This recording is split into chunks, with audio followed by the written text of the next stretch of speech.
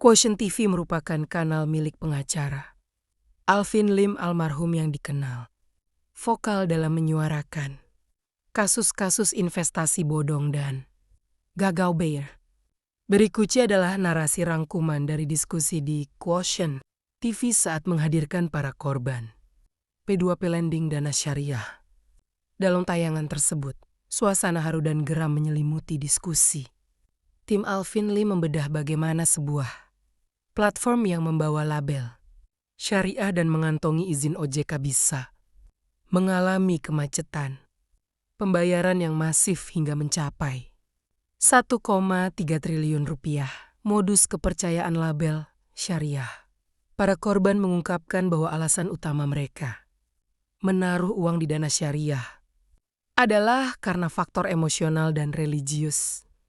Mereka percaya bahwa dengan label syariah, pengelolaan dana akan dilakukan secara jujur, amanah, dan terhindar dari praktik ribawi. Namun, dalam kenyataannya, ketika gagal bayar terjadi, transparansi yang diharapkan justru hilang. Kejanggalan proyek properti. Dalam diskusi tersebut, terungkap beberapa poin kecurigaan dari para korban dan tim Quotient TV. Proyek fiktif atau macet, ada indikasi bahwa proyek-proyek properti yang ditawarkan sebagai agunan tidak memiliki perkembangan fisik yang sebanding dengan dana yang dihimpun, asuransi yang tidak cair. Korban mempertanyakan keberadaan asuransi penjaminan yang dijanjikan di awal. Saat terjadi gagal bayar, klaim asuransi yang seharusnya melindungi modal lender tidak jelas rimbanya. Kritik tajam terhadap peran OJK. Ching Alvin Lim dalam narasinya menekankan kritik keras terhadap otoritas jasa keuangan OJK. Quotient TV menyoroti bahwa izin OJK seringkali hanya dijadikan tameng oleh perusahaan untuk menarik nasabah.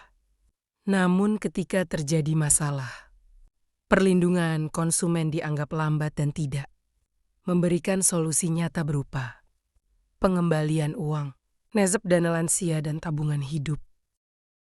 Salah satu momen paling menyentuh dalam podcast tersebut adalah testimoni korban yang merupakan pensiunan atau ibu rumah tangga.